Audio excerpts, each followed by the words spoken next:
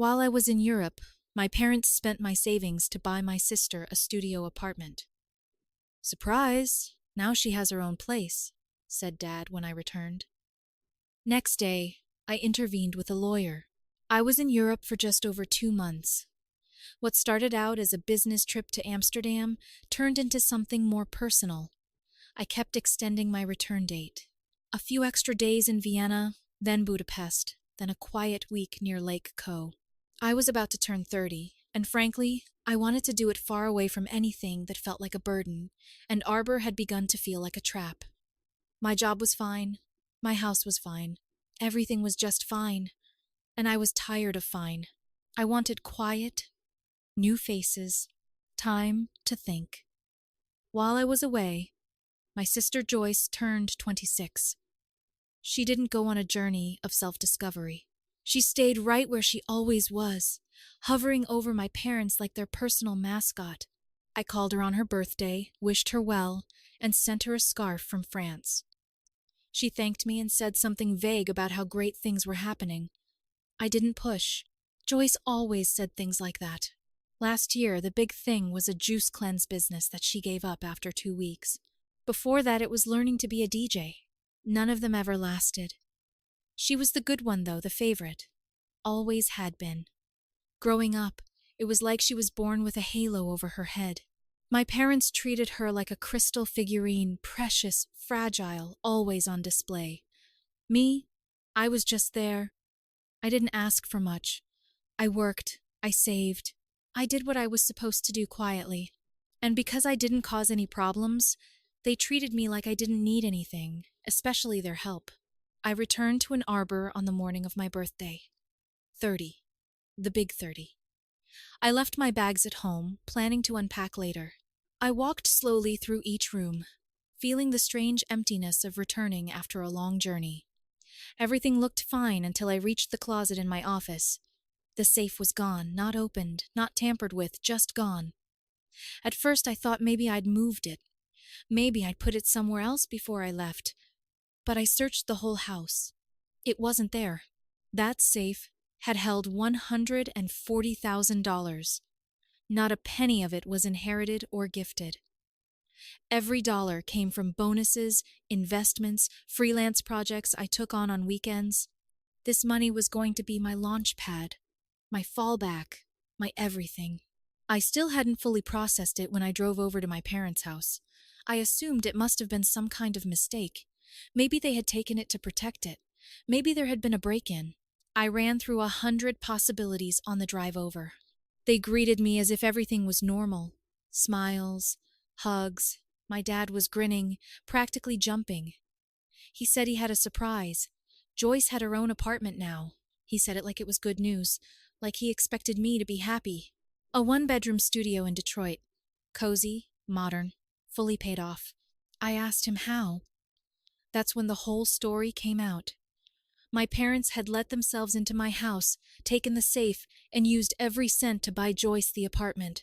They thought it was for the best, that I wouldn't use the money, that Joyce needed stability, that it was a family decision, that I'd understand. They said it in the tone people use when they think they've done something noble, as if they had sacrificed their own money, as if I should thank them. I didn't shout. I didn't cry. I just walked away.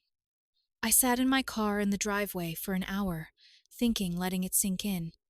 Then I went home and sat on the floor of the now empty office where the safe used to be.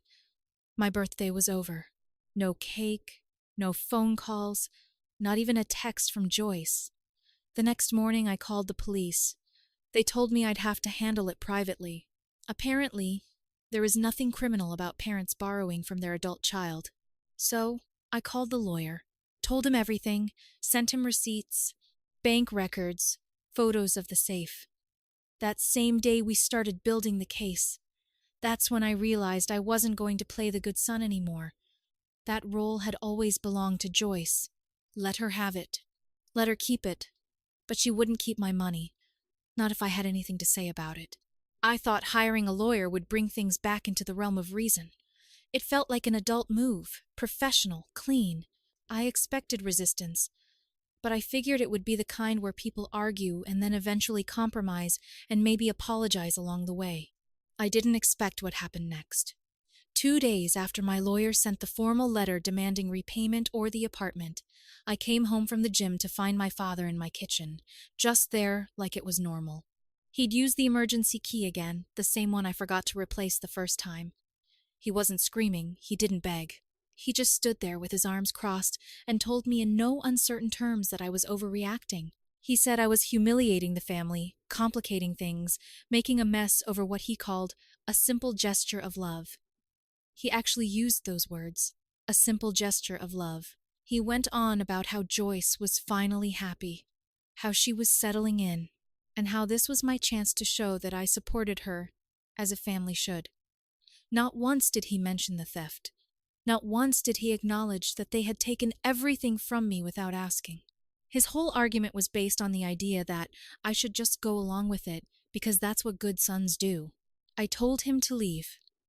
He finally did, but not before dropping a final threat. He said they were considering legal action of their own, that I should be careful because once lawyers get involved, nobody wins. I changed the locks that night. I threw the old key in the trash.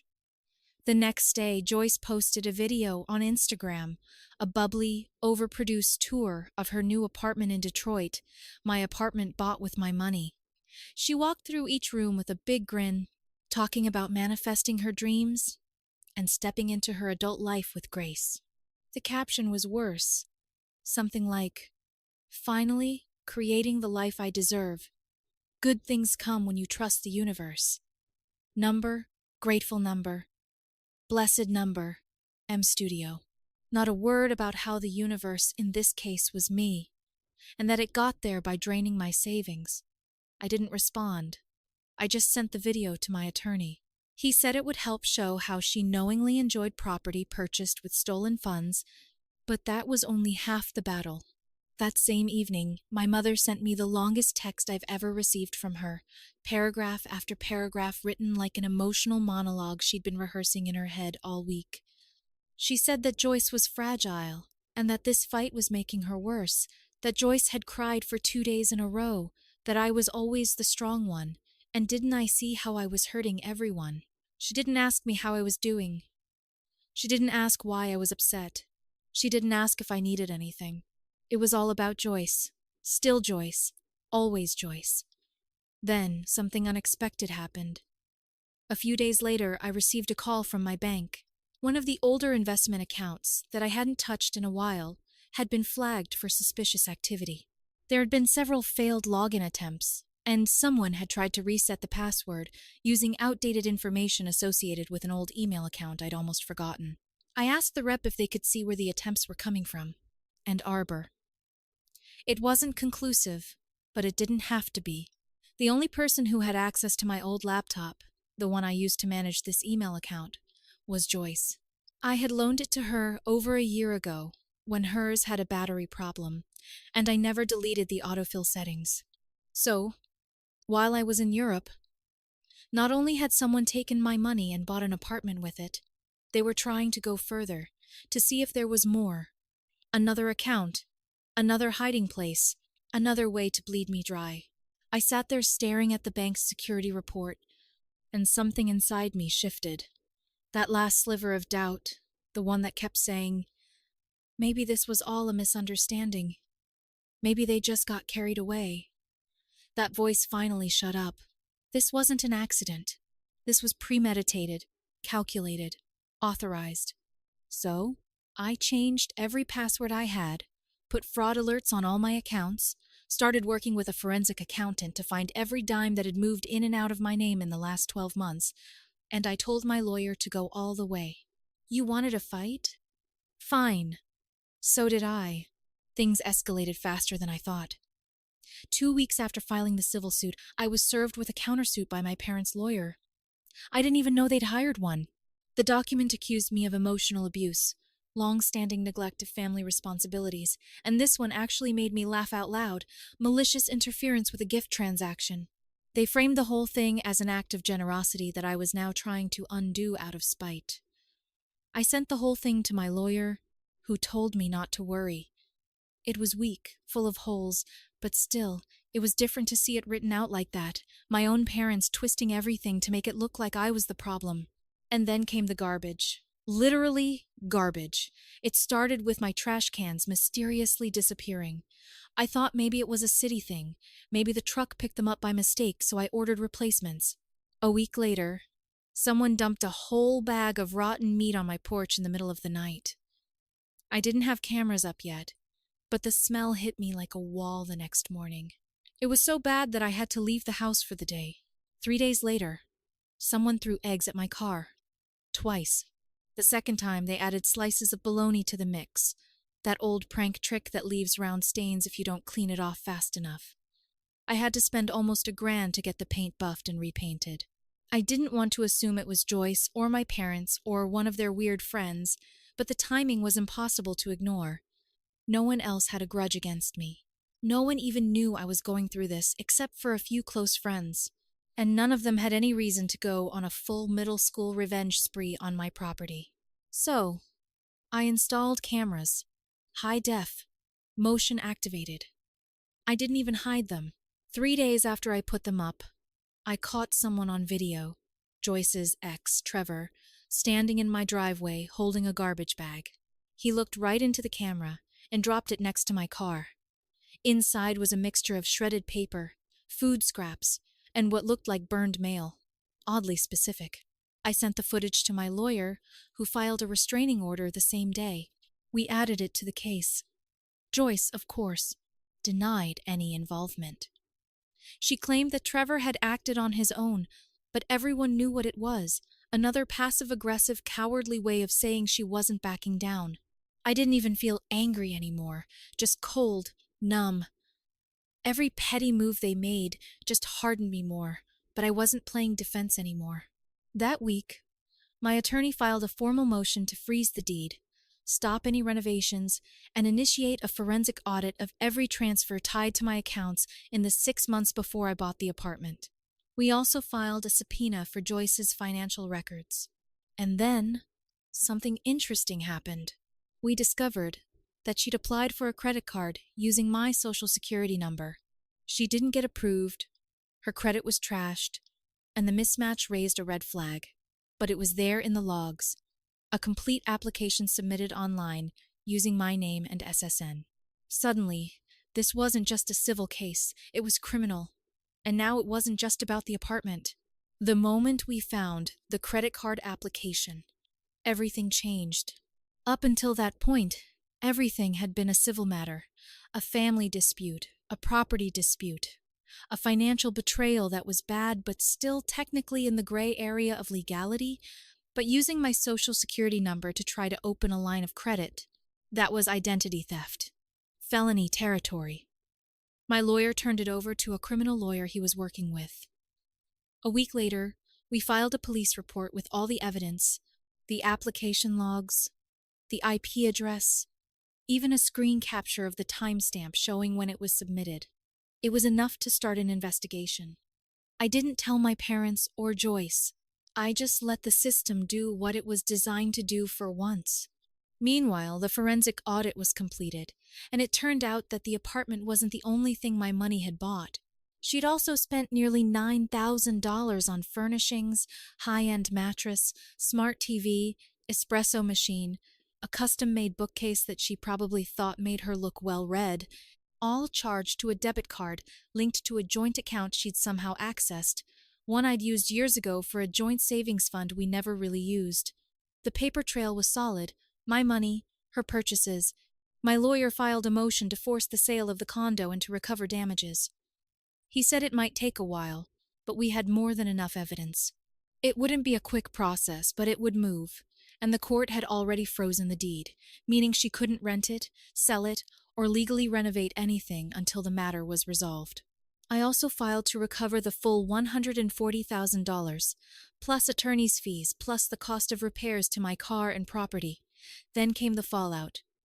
My father called me 3 times in one day. I didn't answer. He texted me and said we could still work this out before it got out of control. Out of control? It was never out of control. They just thought they had the power to make the rules. Joyce's Instagram disappeared. I guess someone told her the video tours weren't doing her case any favors. Her friends started unfollowing me in waves, some of them even DMing me, saying they were disappointed I was taking things this far. They had no idea what was going on. They just believed whatever version of the story she was telling them. But the thing that hit me the hardest was from my mom. She sent me a picture of our family on vacation years ago. All of us smiling, Cape Cod, a time when things actually felt okay. No message, just the picture. As if that erased everything, as if I should look at it and forget what they did. There will be a trial. That much is guaranteed now. The criminal case is separate, but it's on. Joyce could be facing real charges. Identity theft is not a slap on the wrist. And as for the money, my lawyer says there's a good chance we'll recover a significant chunk through the court-ordered sale of the apartment and garnishment of her wages, assuming she ever holds down a job long enough. It won't be quick. It won't be clean, but it's in motion. And at this point, I don't even want the apartment back. I want the message to be clear. You can't rob someone and call it love. Even before the legal stuff started, things were getting close to Joyce. I could feel it. Her confidence was slipping, as if she realized this wasn't going to go away. I wasn't talking to her, of course, but people talk, friends talk. She stopped posting, stopped showing up for anything. Her silence spoke louder than any of the garbage Trevor dropped in my driveway. Then came the email. She sent it to my lawyer, not to me. Just a few lines basically saying she wanted to have a conversation and was open to finding a solution that works for everyone. She didn't say the word payback, not once, but it was the first time she even acknowledged that this situation might not end with her just keeping the apartment. My lawyer didn't even respond. We weren't playing the nice game anymore. Behind the scenes, we were pushing hard on the financial side. The audit was almost done. We had receipts for every major purchase tied to my accounts. $140,000 for the apartment, $8,973 in furniture, $1,200 in Uber Eats, 3 separate wellness retreats totaling over $4,000. It was almost laughable how careless she'd been, like she thought there'd never be any consequences. Then a funny thing happened. Joyce's job, some part-time marketing gig she had in Detroit, fired her. I don't know if it was related to the case, or if it was just her usual pattern of burning out, but the timing was bad. Without a steady income, she couldn't pay the monthly utilities, HOA fees, or anything else. The place was nice, yes, but the bills didn't care who paid them. That's when her tone changed. Her attorney sent a proposal, not great, but a start. They offered to start paying the money back in monthly installments. No mention of selling the condo. No apology. Just numbers. It felt like they were stalling, hoping I'd take whatever scraps they offered to avoid going to court. But what they didn't count on was what came next. My lawyer found out that the title to the apartment was still technically under the name of a holding company that my parents had used to process the sale. Apparently, they thought it would be cleaner than putting it in Joyce's name, probably for tax reasons or some other backwards logic. And guess what? The company had me listed as a silent partner because the funds came from my account, and the wire transfer had stupidly gone through with my initials still on the transaction slips. Paperwork is a funny thing. That gave us a way-in. Since my money was part of the official purchase, and since I was named in the holding company structure, albeit inadvertently, I now had a legal way to claim partial ownership of the property, not just the money, the asset itself. My attorney filed a motion to foreclose on the apartment, and now Joyce had a decision to make. Either start selling her things and pay back the full amount, or risk losing the entire apartment outright and watching the proceeds get split legally with me. For the first time, she was boxed in, and she knew it. She never had to give up anything before, not even once, but now. Now it was either give the money back or lose everything. The money came back in pieces. First, the apartment went on the market. The court ordered the sale after everything lined up, proof of the transaction from my account, the holding company with my name buried in the paperwork, and Joyce's unwillingness to make any kind of meaningful repayment. She stalled as long as she could, but the pressure finally cracked. Her lawyer backed off. Mine pushed forward. When the sale finally went through, I didn't even feel excited. I just felt done. Like watching someone finally clean up a mess they swore wasn't their fault. After realtor fees and taxes and whatever emotional gymnastics Joyce tried to pull to claim she deserved a small cut, I got back $126,500. Not the full $140,000, but enough. More than enough. I didn't even blink. I transferred most of it to a new account at a new bank under a new business name. I didn't make the same mistake twice. Then I did what I knew I was going to do the moment I walked into my empty house after returning from Europe. I cut them off completely. Blocked numbers, emails, social accounts. Not a single word to anyone. I didn't write a long note explaining why. I didn't wait for an apology that never came. I just ended it. And then I listed my house. 6 weeks later, a couple in their early 30s bought it. They loved the backyard. They said it was perfect for a dog and maybe a kid. I gave them the keys without telling them what had happened inside these walls. Without telling them that I had once come home from a life-changing trip to find that the people who raised me had emptied everything I had. I sold what I didn't need, packed what I did need into 2 large suitcases, and booked a one-way flight to Portugal. I left on a Thursday morning in October. It was gray in an arbor, that low-hanging sky you get just before the first snow, when everything feels like it's on pause before winter really kicks in. I didn't say goodbye, not to anyone. As the plane took off, I didn't look down. Now I live in a small flat in Porto.